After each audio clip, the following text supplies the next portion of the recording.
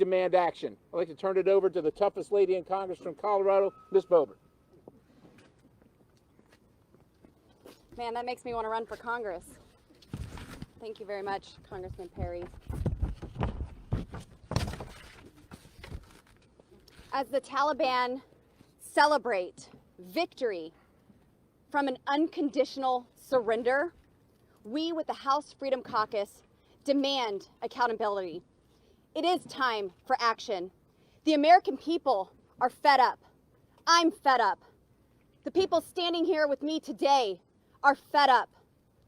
13 service members killed. $85 billion worth of military equipment abandoned. Thousands of Americans left stranded, hundreds at this point.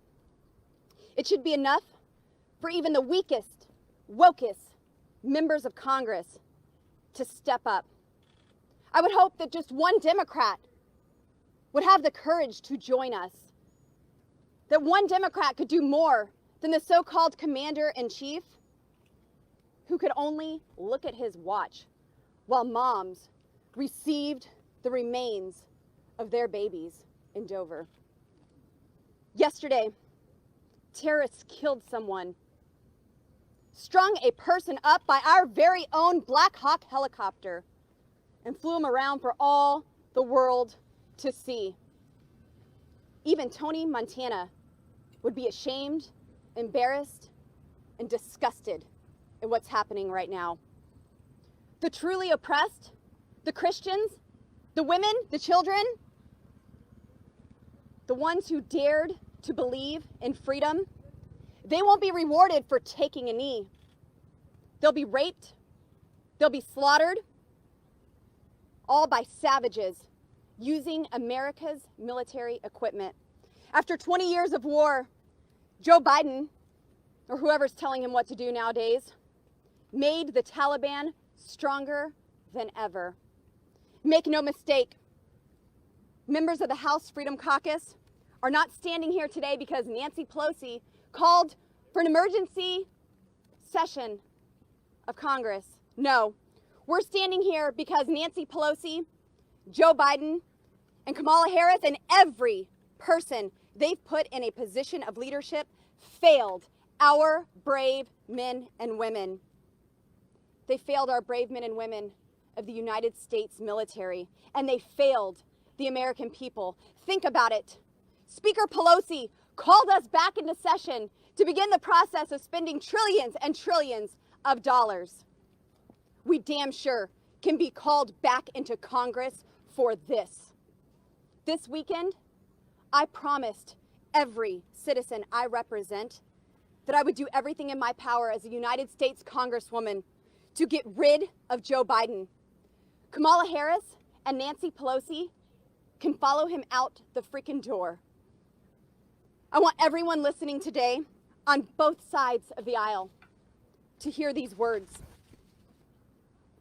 We were sent to Washington to represent the American people, not to watch our country give away billions of military equipment to known terrorists, not to sit idly by waiting for the next election, and certainly not to put up with an inept, weak, and incapable regime that puts everyone but American citizens first. From day one, this regime, so-called administration, has been all about America last policies, and every day they prove that more and more. The father of one of our fallen soldiers said, "Hey, I'm just a carpenter, and even I can figure out how horrible this exit strategy was."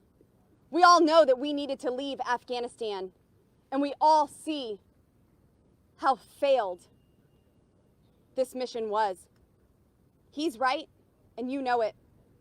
His son did not deserve to die. The blame starts at the top with Biden and his hand-picked vice president, who bragged that she was right there making the same bad decisions. And if not for her own dereliction of duty, she should be impeached for not demanding we invoke the 25th Amendment. It is time for action. Impeach Biden, impeach Kamala Harris, and throw in the Secretary of State if you could get him back from vacation. Take a vote to vacate the chair, to get Nancy Pelosi the heck out of here. I hope at this time, at this stage, where we are today, there might be a handful of Democrats who actually might join us in taking a stand for our fallen soldiers, for America, for the Constitution. And if there are any Republicans who have any doubt, know that you will be facing your own primaries. And no amount of your precious money will be able to save you from the uprising of the American people who demand we do something now. I didn't come to Washington, D.C. to be a part of your clubs. I came here to make sure my boys never lived in a socialist nation. And now, today, I'd have to second guess who would actually lead them if they took a stand to serve and join our military. Woke doesn't work. Cutting and running doesn't work. Being asleep or senile or sucking on applesauce obviously doesn't work. We need leadership. We need action. And I plan to do whatever I can to deliver on both of these. Thank you very much.